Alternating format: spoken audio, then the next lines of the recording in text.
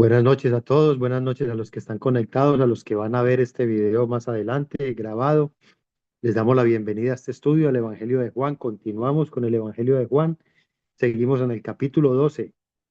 La clase pasada estábamos viendo esta primera parte del capítulo 12, eh, más bien como la segunda parte, porque en la clase de antes habíamos visto cómo Jesús había sido ungido en Betania. Y en la clase pasada vimos un complot que hicieron los judíos para matar a Lázaro, porque Lázaro era como ese testigo importante, el testigo de ese grande milagro que hizo nuestro Señor Jesucristo de haberlo resucitado de los muertos después de 4 días de haber estado en la tumba. Lo restauró completamente y lo volvió a la vida. Y después de esto, entonces vimos cómo el Señor hace una entrada triunfal a Jerusalén. Aquí estamos contando ya esos días de la semana de la Pasión que empiezan con esa entrada triunfal a Jerusalén. Y vimos unos propósitos claros que tenía esta entrada triunfal, los comentamos también y terminamos hasta que los fariseos dijeron entre sí, ya veis que no conseguís nada, mirad, el mundo se va tras él. ¿Por qué dijeron estos? Dijeron los fariseos estas cosas, porque muchas de estas multitudes estaban siguiendo a Cristo, habían escuchado de ese milagro que había hecho y se estaban dirigiendo a él, iban a buscarlo a él, a verlo a él. Entonces estos judíos, estos fariseos, llenos de envidia, porque le tenían una envidia fuerte a nuestro Señor Jesucristo, veían cómo la gente lo seguían a él y decían que no habían podido conseguir nada porque como no lo habían eh, prendido, no lo habían apedreado, no habían podido hacerle nada en tantas veces, tantas ocasiones que intentaron hacerlo y hasta ahora no le habían hecho nada. Decían que no conseguían nada, ellos no podían conseguir nada.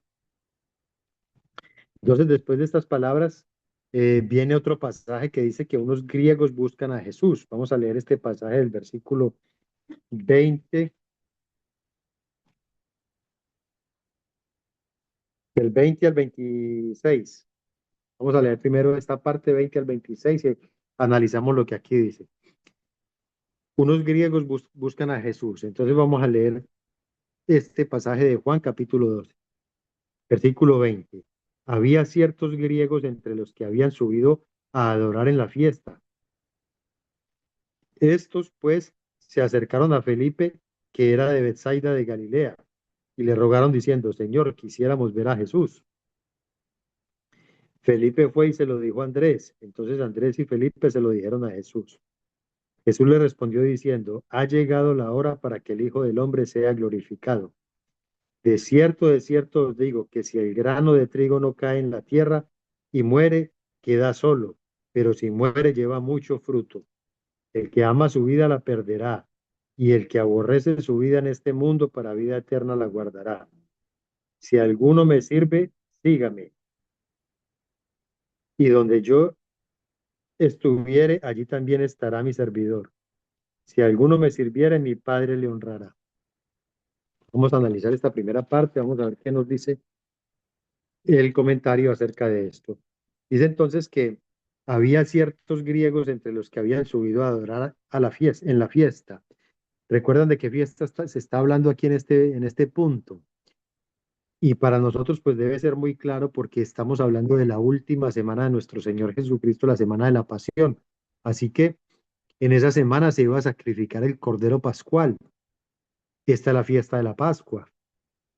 Y a esta fiesta de la Pascua venían multitudes, porque era, si no la fiesta más importante, una de las más importantes. Yo creo que para los judíos esta es la fiesta más importante que tienen, la Pascua, por su representación, por lo que representa la festividad para ellos.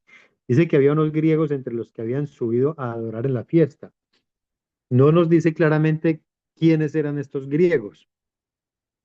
No nos dicen si eran eh, hebreos o israelitas que vivían en ciudades griegas, de lo cual no podemos decir que eran así.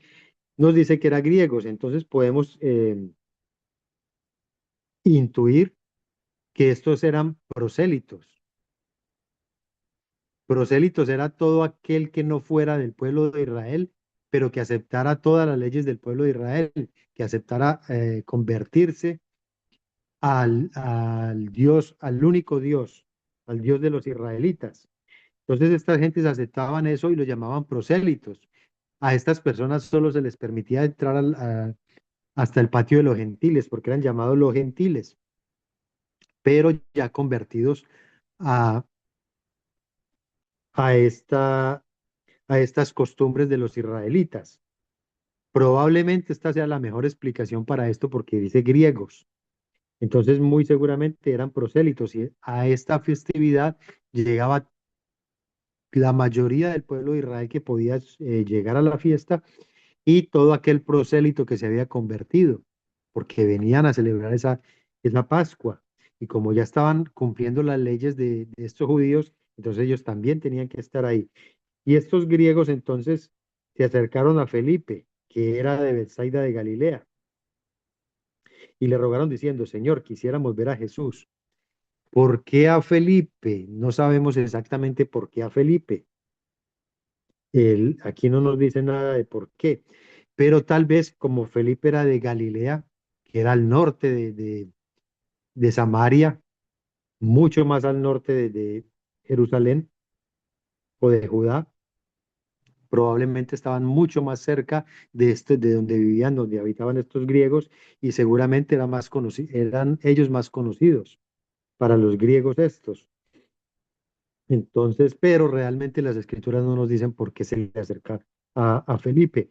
Y Felipe, como sin saber mucho qué hacer, porque ellos entendían que el Señor estaba en un gran peligro, estaba en la tierra de aquellos que lo habían amenazado de muerte, entra triunfalmente, ellos todavía no ven claramente lo que está sucediendo con esta entrada triunfal, todavía sienten ese temor de lo que le está sucediendo a nuestro Señor allí en esta tierra, está siendo amenazado, y va donde Andrés y le dice a Andrés lo que los griegos le están pidiendo. Y seguramente Andrés le dice, no podemos hacer nada sin consultarle a nuestro Señor, tenemos que preguntarle a Él.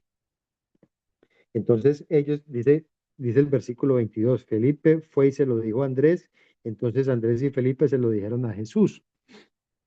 Claro que ellos tenían mucha cautela en este momento, ellos no iban a llevar a nadie delante de nuestro Señor por ese temor que tenían. Cuando ellos regresaron, que estaban al otro lado del Jordán, que enviaron un mensajero a decirle que eh, Lázaro estaba enfermo y ellos iban a regresar, le dijeron que no, que si allí lo procuraban matarlo, que aquí iban a ir allá.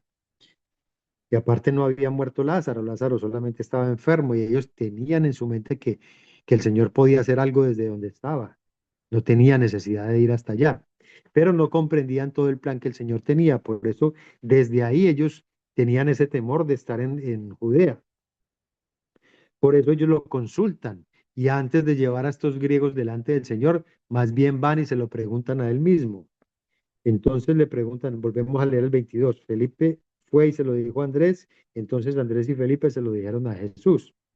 ¿Y qué les contesta el Señor? Jesús le respondió diciendo, ha llegado la hora para que el Hijo del Hombre sea glorificado. No dice nada, no les dice, vamos, tráiganlos, nada. Simplemente dice, ha llegado la hora para que el Hijo del Hombre sea glorificado. O sea que como que desde donde estén vean lo que va a suceder, que si han de creer con lo que van a ver, ya es suficiente. Prácticamente les dijo, ya van a ver la gloria del Hijo del Hombre. No necesitan más sino ver su gloria. Y este de ha llegado la hora. Recordemos que cuando al Señor procuraban matarlo, eh, él se escabullía, huía de allí y siempre decía el apóstol Juan que porque aún no había llegado su hora, porque aún no había llegado su hora. En muchas ocasiones vimos en este evangelio, en los capítulos anteriores, donde el evangelista decía, porque aún no ha llegado su hora, todavía no había llegado su hora, pero aquí dice él, ha llegado la hora, o sea que no que ya sean las 2, las 3 de la tarde, no, ya es el tiempo, ya se cumplió el tiempo y ahora sí el Hijo del Hombre va a ser sacrificado. Dice, ha llegado la hora para que el Hijo del Hombre sea glorificado. Versículo 24, de cierto os digo que si el grano de trigo no cae en la tierra y muere, queda solo, pero si muere, lleva mucho fruto. Aquí él está hablando de que él tiene que morir y de que si él no muere, entonces no va a haber una siega, no va a haber una cosecha espiritual, no va a tener personas a quien salvar. Y esto es muy claro porque si una semilla, por decir algo, lo dejamos sobre una mesa, esa semilla se queda sola, esa semilla no pasa nada. Si la dejamos todo el tiempo sobre una mesa, sobre alguna parte que no sea tierra, esa semilla ahí se queda y no da fruto. Pero si nosotros agarramos esa semilla, la echamos a la tierra, allí se pudre, esa semilla se pudre y de esa semilla sale una gran mata y de esa mata sale mucho fruto. Eso es lo que el Señor está queriendo decir, que si a Él no lo sacrifican, que si Él no es muerto, que si Él no va a la sepultura, no va a haber cosecha espiritual, no va a haber almas que lo sigan. Entonces, que era necesario,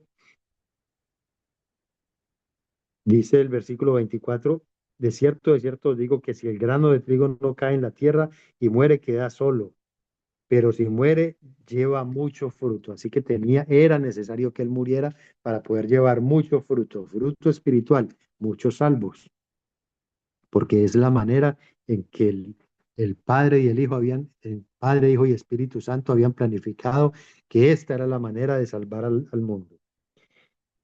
Ahí está hablando de él mismo. El versículo 25 dice, el que ama su vida la perderá, y el que aborrece su vida en este mundo, para vida eterna la guardará. Ahora está hablando de nosotros, de las personas de este mundo. Primero habló de él, de lo que le iba a suceder, y ahora habla de nosotros. Y dice, el que ama su vida la perderá. ¿Cómo que el que ama su vida? El que ama su vida aquí en esta tierra, el que ama la vida material, el que ama esta vida carnal. Por eso él hablaba de que el que ama más a padre, a madre, a hijo, a esposa, más que a él va a perder la vida. Pero ¿cómo que la va a perder? Porque está tratando de vivir una vida gozosa y placentera con las cosas que le generan placer en esta tierra por encima del Dios eterno. Entonces, con eso está perdiendo la vida espiritual.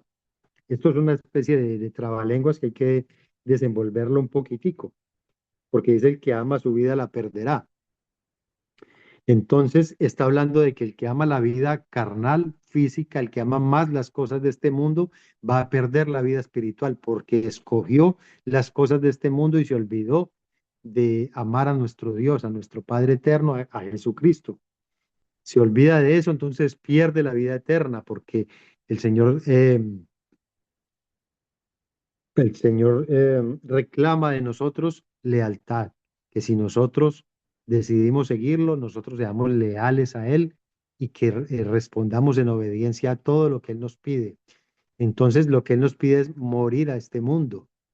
Él desde el principio nos dijo, tenemos que morir a este mundo. Y morir a este mundo es morir a todas estas cosas que nos generan placer. Y entre las cosas que más placer nos generan a nosotros son las riquezas, las personas que nosotros amamos, todas estas cosas, no las podemos colocar por delante del Dios eterno. Tenemos que poner al Dios eterno primero, aunque las otras cosas se pierdan, como el Señor Jesucristo, por amor a nosotros. ¿Qué perdió el Señor Jesucristo por amor a nosotros?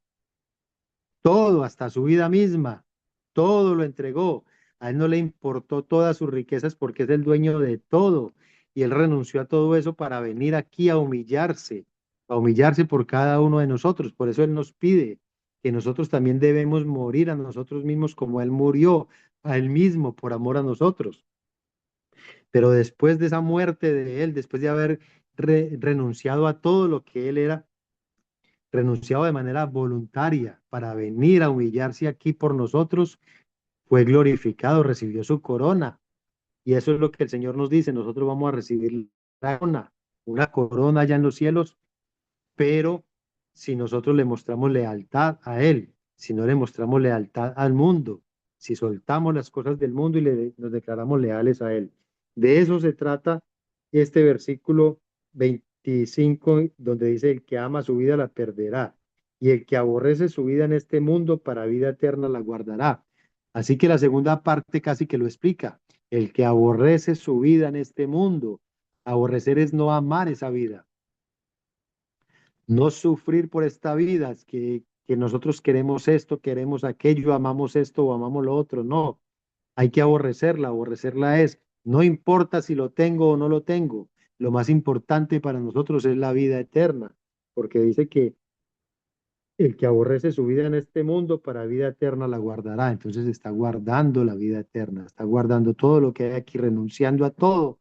Como nuestro Señor renunció a todo, nosotros renunciar a todas estas cosas para buscar esa corona de gloria, la gloria de estar con nuestro Señor Jesucristo. Dice el versículo 26, si alguno me sirve, sígame, y donde yo estuviere, allí también estará mi servidor. Si alguno me sirviere, mi Padre le honrará.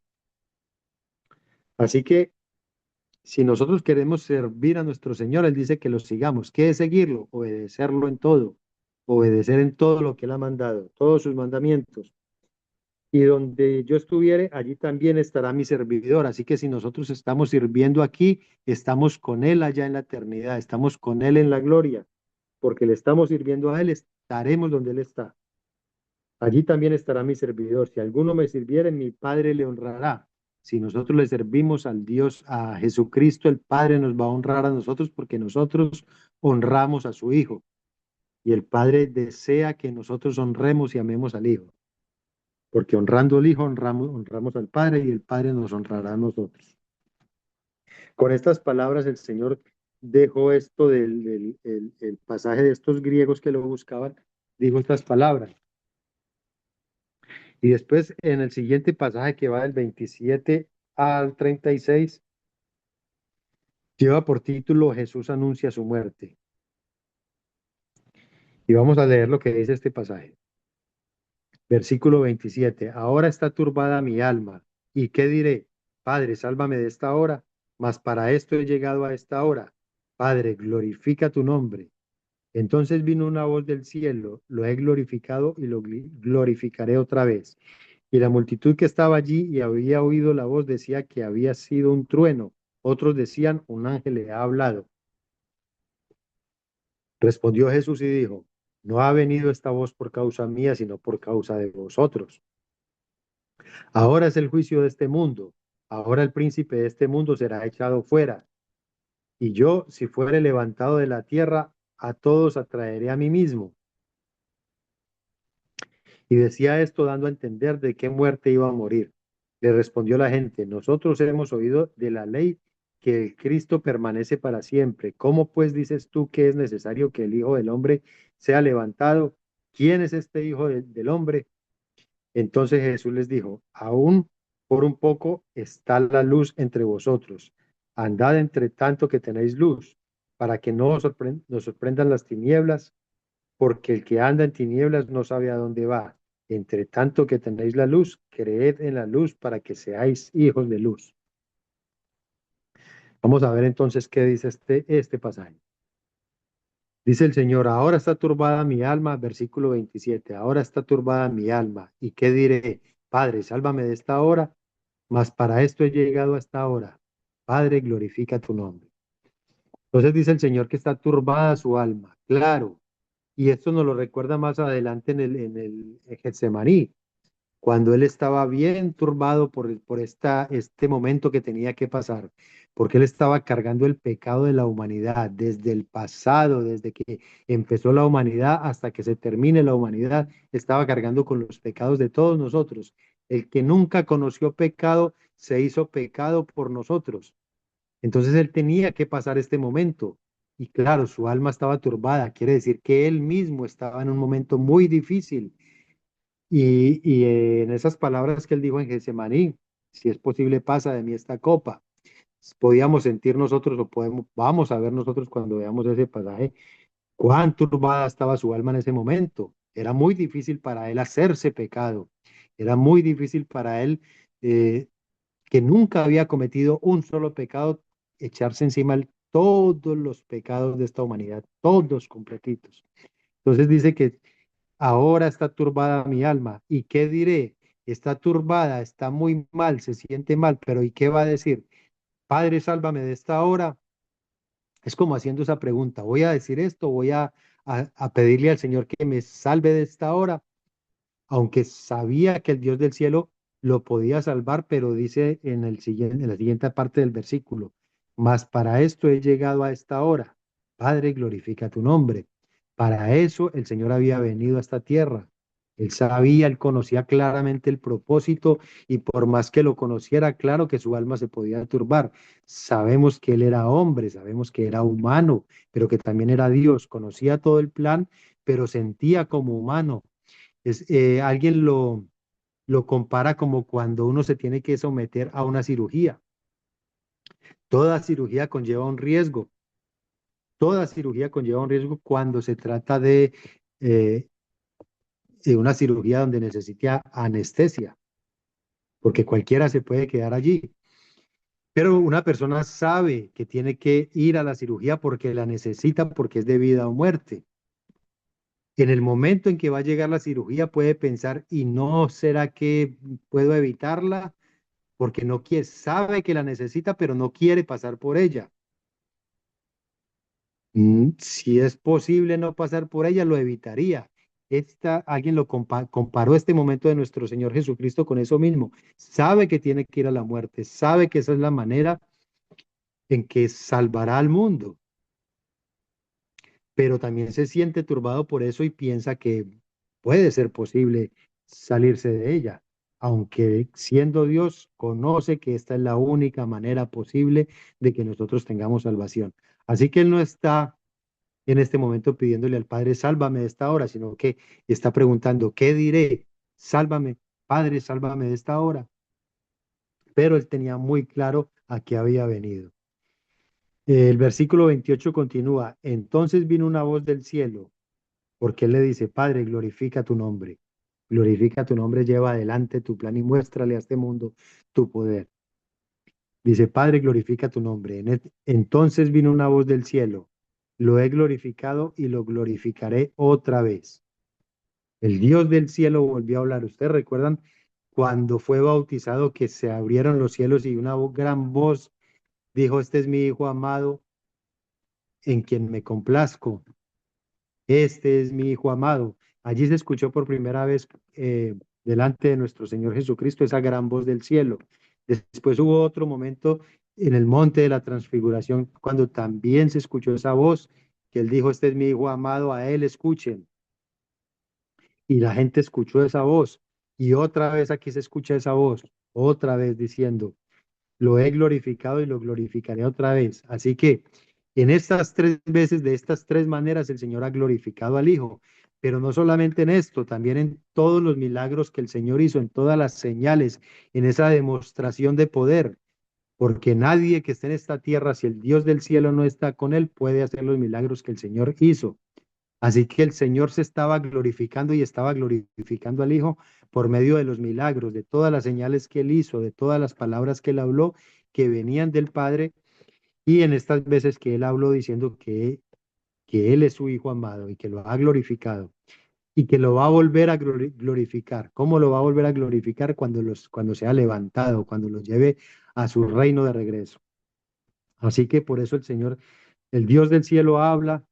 eh, Se escucha esta gran voz en el cielo, lo he glorificado y lo glorificaré otra vez. El versículo dice, 29 dice, y la multitud que estaba allí y había oído la voz, decía que había sido un trueno. Otros decían, un ángel le ha hablado. Y esto es lo que siempre pasa y sigue pasando. Lo que ha pasado, pasa y seguirá pasando. Por más que el Señor haga milagros, haga señales y haga cualquier tipo de cosa por esta humanidad, el que no quiere creer, el que no quiere darle crédito a Dios, simplemente busca una respuesta en cosas físicas. ¿Qué dijeron estos? Que había sido un trueno. No escucharon la voz, sino que dijeron que eso era un trueno. dieron una explicación física a lo que había pasado allí. Era un trueno. Otros sí decían que un ángel le ha hablado. Dijeron que no era el Dios del cielo, sino un ángel el que había hablado. Y era la voz del Padre que había dicho, porque el Señor había hablado, nuestro Señor había dicho, Padre, glorifica tu nombre. Volvemos a leer el versículo 28. Padre, glorifica tu nombre. Entonces vino una voz del cielo, lo he glorificado. Esto no pudo haber sido un ángel diciendo, lo he glorificado y lo glorificaré otra vez. Si dice lo he glorificado es porque es el Padre el que está hablando. Un ángel no ha glorificado al Señor. Tiene que ser el Padre el que lo glorifica. Y estas personas decían que un ángel le había hablado. ¿Por qué tal vez decían que era un ángel? Seguramente escucharon una voz, pero no escucharon o no entendieron lo que la gran voz dijo. Escucharon una voz, escucharon algunas palabras, pero no entendieron lo que la voz dijo y creyeron que un ángel estaba hablando a nuestro Señor Jesucristo. En el versículo 30 respondió Jesús y dijo, no ha venido esta voz por causa mía, sino por causa de vosotros. Ahora es el juicio de este mundo, ahora el príncipe de este mundo será echado fuera. Así que el Señor estaba diciendo que el Dios del cielo no estaba hablando por causa de Cristo, sino por causa de las personas que estaban escuchando, porque el Señor sabía todo el plan, el Señor sabía que lo iban a glorificar, que ya había sido glorificado, que le iban a volver a glorificar, y que esa voz vino del cielo para que la multitud la escuchara. Eso lo hizo el Dios del cielo por causa de esta gente, para que la gente creyera, como las últimas cosas que el Dios del cielo estaba haciendo para que hubiese más personas convertidas y para darle la gloria completa al Hijo también. Entonces el Señor dice que esta voz no ha venido por causa mía, sino por causa de vosotros. Ahora es el juicio de este mundo. Ahora el príncipe de este mundo será echado fuera. Claro, porque él con la muerte va a vencer al príncipe de este mundo. Cuando él muera, vence al príncipe de este mundo y va a ser echado fuera. Y si yo fuere levantado de la tierra, a todos atraeré a mí. ¿Por qué? Porque como está echando fuera al príncipe de este mundo, va a traer a mucha gente a él. Dice a todos atraeré a mí, pero nosotros entendemos este todos como que no es el mundo entero, sino mucha gente, porque el mundo entero no va a venir a él, eso lo sabemos todos. El mundo entero no va a venir a él, son pocas las personas que van a venir a él, pero va a traerlos venciendo al príncipe de este mundo, venciéndolo con su muerte, venciendo al príncipe de este mundo, entonces atraerá a muchos a él. Dice a todos, pero sabemos que ese todos no se refiere al mundo entero. Y decía esto dando a entender de qué muerte iba a morir. Quería decirle a la gente que él tenía que morir. No la clase de muerte, sabemos o entendemos que es el ser levantado, como lo dijo por allá en capítulos anteriores, en los primeros capítulos, que el Hijo del Hombre debía ser levantado precisamente en el capítulo 3 cuando estaba hablando con Nicodemo, como fue levantada la serpiente en el desierto. Entonces la gente entendía que él iba a ser levantado, iba a ser colgado en un madero. Y vuelvo a leer el 32. Y yo, si fuere levantado de la tierra, a todos atraeré a mí. Entonces los que estaban escuchando entendían que él tenía que ser levantado en un madero. Decía esto, daba a entender de qué muerte iba a morir, muerte de cruz. En el versículo 34 le respondió la gente, nosotros hemos oído de la ley que el Cristo permanece para siempre. ¿Cómo pues, dices tú, es necesario que el Hijo del Hombre sea levantado? ¿Quién es este Hijo del Hombre? Las personas, pues aquí habían israelitas celebrando la fiesta de la Pascua, gente conocedora de la ley, porque si estaban allí celebrando era porque conocían la ley, habían estado escuchándola cuando se las predicaban en el templo, sabían, entendían que estaban esperando un Mesías, y cuando ellos hablan del Hijo del Hombre,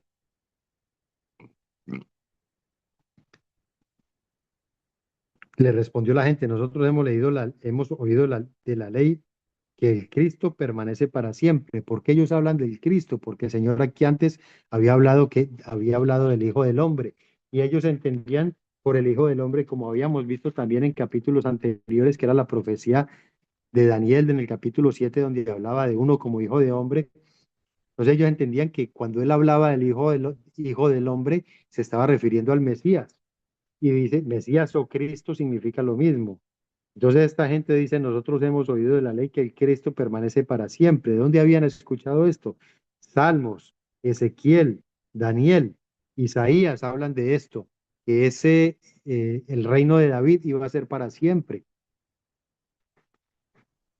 Y que cuando viniera el Mesías iba a reinar para siempre. Entonces, esta gente les estaban diciendo a nuestro Señor que ese Cristo, si era el Cristo, se iba a quedar para siempre reinando para ellos, reinando para este pueblo de Israel.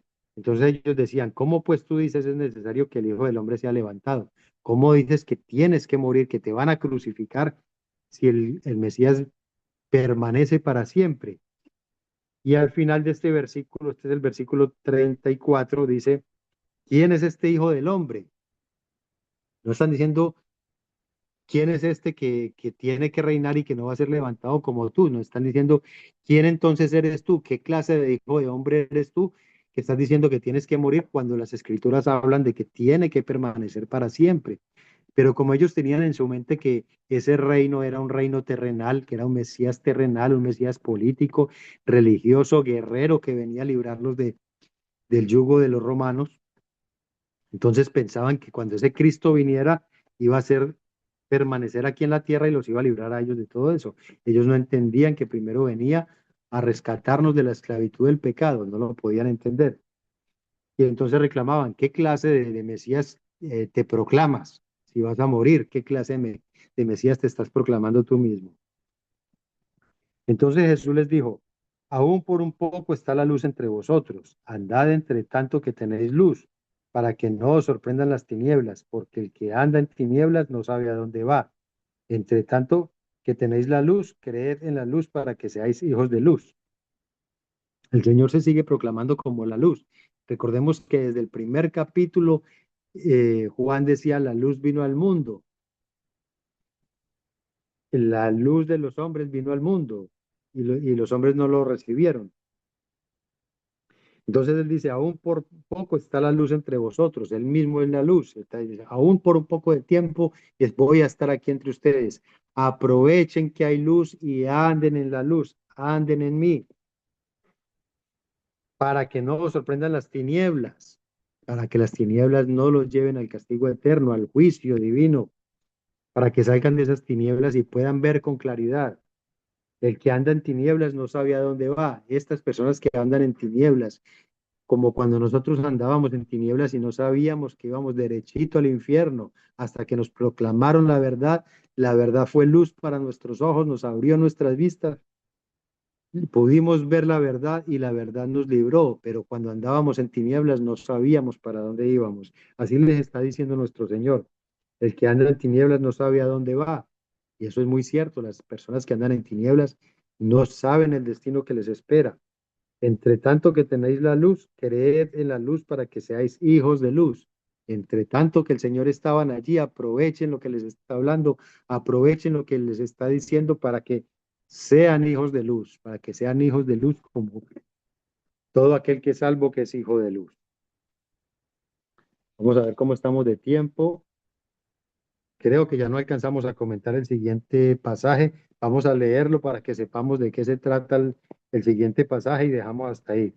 Dice, incredulidad de los judíos, aún a pesar de todo lo que se ha visto hasta aquí, a pesar de todo lo que ha sucedido, estos judíos siguen incrédulos. Dice este pasaje, estas cosas habló Jesús y se fue y se ocultó de ellos. Pero a pesar de que había hecho tantas señales delante de ellos, no creían en él, para que se cumpliesen las palabras del profeta Isaías que dijo, Señor, ¿quién ha creído a nuestro anuncio y quién ha revelado y a quién se ha revelado el brazo del Señor? Por esto no podían creer porque también dijo Isaías, cegó los ojos de ellos y endureció su corazón para que no vean con los ojos y entiendan con el corazón y se conviertan y yo los sane. Isaías dijo esto cuando vio su gloria y habló acerca de él. Con todo eso, aún los de los gobernantes, muchos creyeron en él pero a causa de los fariseos no lo confesaban para no ser expulsados de la sinagoga, porque amaban más la gloria de los hombres que la gloria de Dios. No sé si comentamos un poquitico, creo que sí, vamos a comentar un poquitito acerca de esto, aunque nos pasemos algunos minutitos, vamos a comentar aquí. Dice la incredulidad de los judíos. Y estas cosas habló Jesús y se fue y se ocultó de ellos. ¿Qué quiere decir este versículo? Que el Señor les dijo estas cosas, les habló estas cosas y después de esto dijo, aquí cierro mi ministerio público con el pueblo de Israel.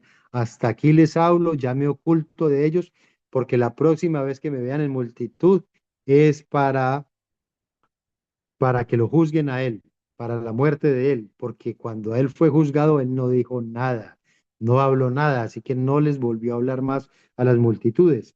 Entonces, cuando dice que estas cosas habló Jesús, se fue y se ocultó de ellos, quiere decir que ya no hubo más ministerio público. Sabemos que está en la última semana de él, entonces ya no hay nada más que decirle a esta gente.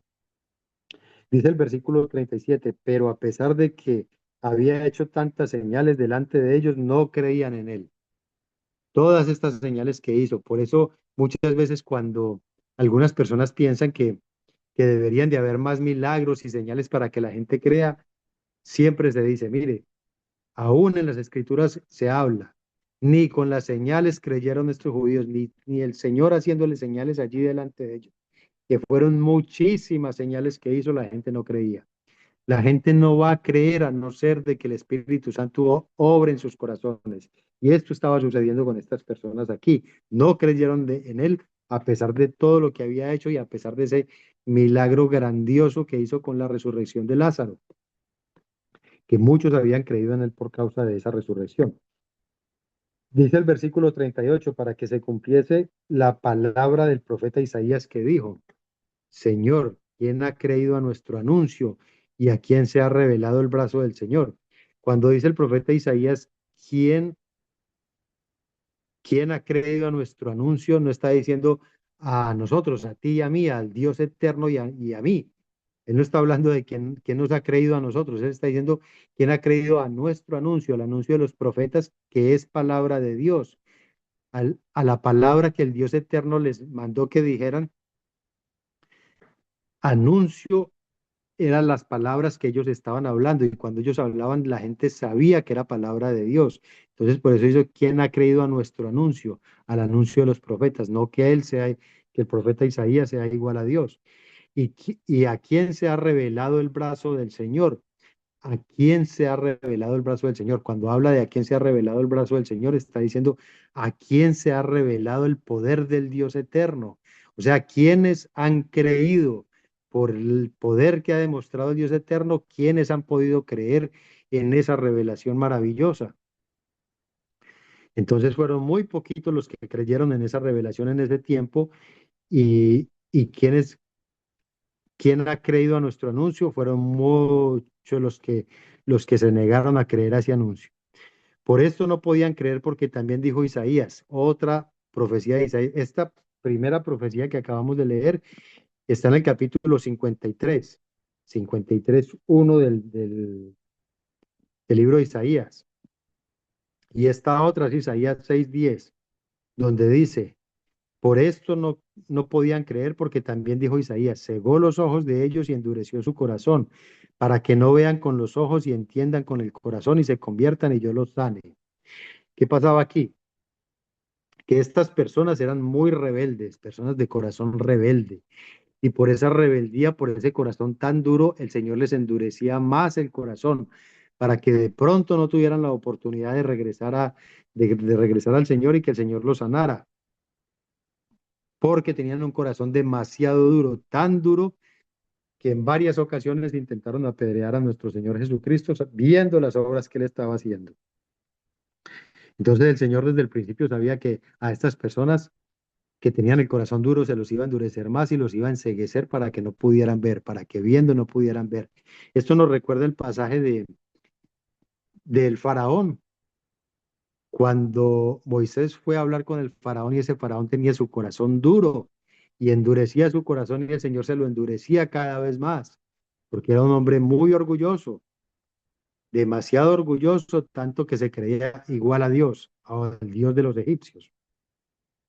Entonces el Señor endurecía ese corazón, así mismo estaba haciendo con este pueblo de Israel, con muchas de las personas de este pueblo de Israel. Dice el versículo 41, Isaías dijo esto cuando vio su gloria y habló acerca de él. Isaías en visiones vio la gloria de Cristo y habló sobre eso, aunque no entendía todo, pero vio su gloria y habló de estas cosas. Dice en el versículo 42, con todo eso, aún de los gobernantes muchos creyeron en él, pero a causa de los fariseos no lo confesaban para no ser expulsados de la sinagoga. ¿A quienes nos recuerdan esto cuando habla de muchos de los gobernantes? Por lo menos a dos de ellos. Uno era Nicodemo.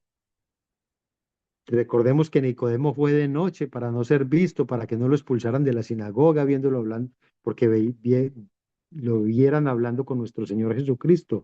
Y el otro fue José de Arimatea, que al final reclamó el cuerpo de nuestro Señor Jesucristo y lo sepultó en una sepultura en una cueva que él tenía. Pero ellos no lo declaraban abiertamente porque no querían ser expulsados de la sinagoga. El siguiente versículo dice, versículo 43, porque amaban más la gloria de los hombres que la gloria de Dios. Ahí está la explicación de por qué no lo confesaban, porque amaban más la gloria de los hombres, se sentían muy bien con el puesto que ellos tenían, se sentían glorificados ellos mismos y amaban esa gloria de los hombres, como los hombres les daban gloria a ellos y rechazaban la gloria de Dios por esa gloria que ellos tenían ahí, una gloria pasajera, una vana gloria, y rechazaban la gloria de Dios por esa gloria. Este versículo 43 entonces nos explican por qué esos, aunque dice muchos de los gobernantes, aún de los gobernantes muchos creyeron en él. Muchos tiene que significar más de dos. Así que seguramente había más que estos dos personajes allí dentro del Sanedrín que creían en nuestro Señor Jesucristo, pero no lo confesaban por miedo a ser expulsados y por miedo a perder su gloria, la gloria que los hombres le estaban dando. Ahora sí vamos a dejar ahí, vamos a dar paso a preguntas. Si alguien tiene pregunta o quiere añadir algo a esto, algo que sepa y lo quiera comentar, bienvenido el comentario. Adriana. Profesor, no, no es una pregunta, sino que es como un comentario. Esto último que acabamos de leer, porque amaban más la gloria de los hombres que la gloria de Dios. Esto, aunque uno leyendo la Biblia y estudiando, pero todos caemos en eso ahora en día, de que no hablamos públicamente por lo mismo, por miedo al rechazo o por pena o porque qué van a decir. Y nos pasa lo mismo que a estos.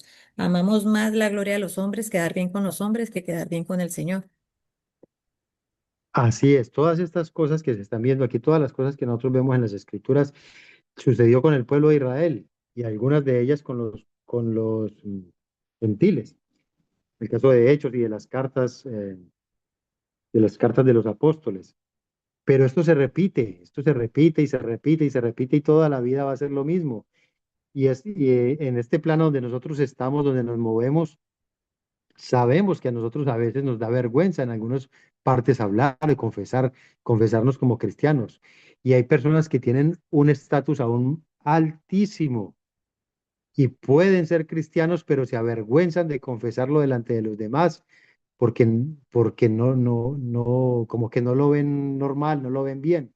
Y se avergüenzan de confesar esto, aunque crean en todas estas escrituras, aunque crean estas cosas, se avergüenzan o nos avergonzamos porque no nos podemos salir de allí. Hay momentos en que nosotros no queremos hablar porque ¿qué van a decir estas personas? ¿Qué van a pensar estas personas?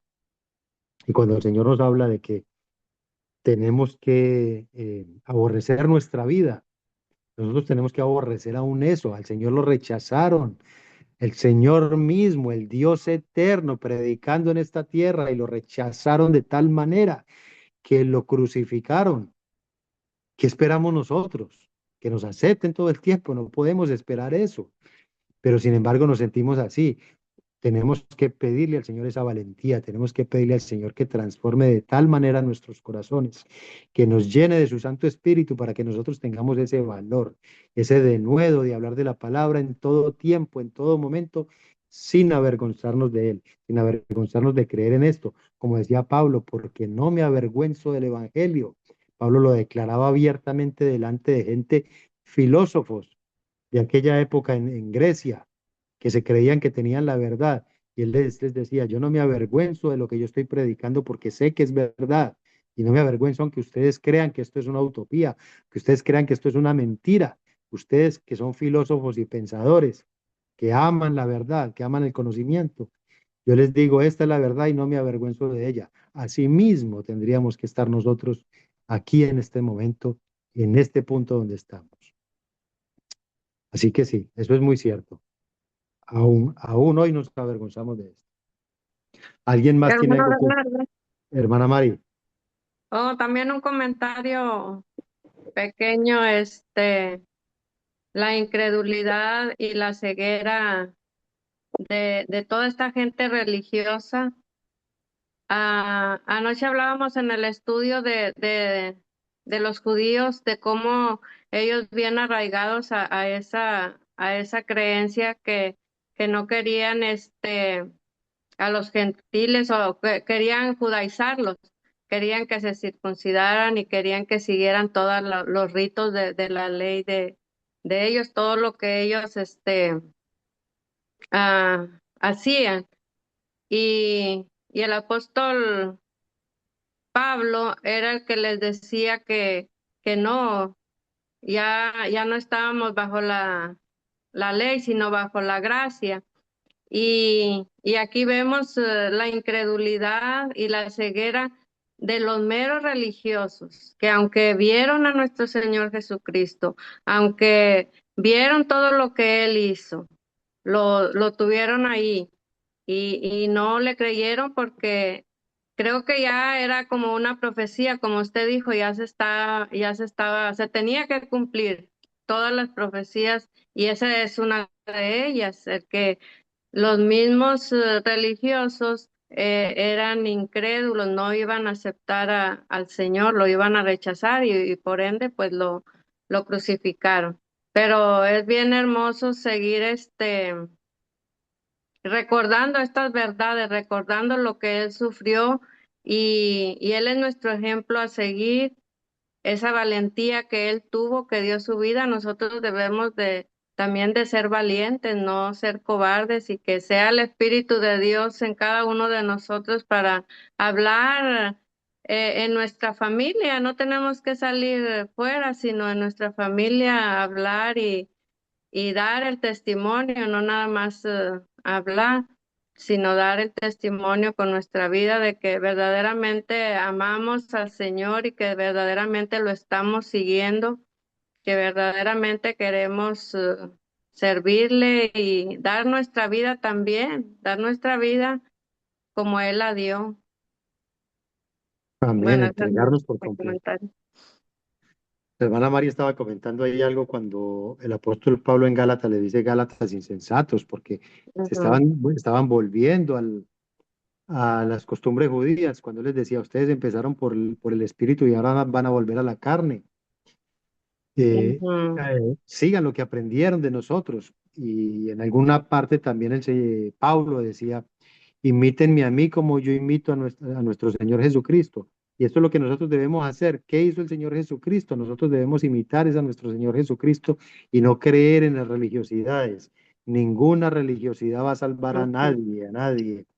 Y esta gente de los judíos es casi imposible que ellos se salgan de allí. Ellos están tan arraigados con todas esas costumbres religiosas que es muy difícil sacarlos de allí. Van a salir, claro que van a salir muchos de allí también, pero nosotros sabemos que estas personas religiosas son muy, muy difíciles y sobre todo las personas que están en cargos importantes, porque esos cargos envilecen al ser humano, lo llenan de orgullo y nadie quiere soltar esos lugares de prestigio, nadie los va a querer soltar, y menos estas personas que se creían que por ser descendientes de Abraham tenían el derecho a entrar al reino de los cielos. y que el resto del mundo estaba perdido porque Ujú. no eran de ese pueblo. Bien equivocados, pero están arraigados todavía en esas costumbres. Ese es el problema de las religiones. Y esto no se trata de religión, se trata de Ujú. una relación con el Padre Eterno. Bueno, ¿alguien más? Amén. Parece que ya hasta ahí vamos entonces a orar. Terminamos, porque ya nos pasamos del tiempo también. Oremos y le damos gracias a nuestro Padre Eterno. Padre grande, santo, eterno, Padre nuestro y Señor nuestro, te damos gracias, Señor, por tu palabra. Te damos gracias por haberla traído hasta hoy, Señor. Con todo lo que ha pasado en esta tierra, con tantas dificultades, con tantas situaciones que se han presentado y tu palabra aún está aquí con nosotros. Sigue viva, nada la va a destruir, nada la va a frenar, Señor. Y esto es una esperanza para todos los que han de venir a esta tierra, todos los que han de nacer, que puedan tener este testimonio para sus propias vidas. Gracias, Señor, por ese amor, por esta humanidad. Gracias por demostrárnoslo de tantas maneras y por seguir, Señor, con esa paciencia maravillosa para llevarnos de tu mano, para que nosotros podamos alcanzar esa esperanza maravillosa de la vida eterna. Te pedimos, Padre, que nos sigas guiando en el caminar en esta vida, que nos sigas, Señor, enseñando tu palabra, que nos llenes de ella. Es tan importante para nosotros porque de esa manera robustecemos nuestras almas, nuestros espíritus y te podemos servir con un corazón dispuesto a ti, Señor, y con valentía hablándole a este mundo. Llénanos de tu Santo Espíritu y danos ese denuedo, Señor, para hablar a tiempo y fuera de tiempo.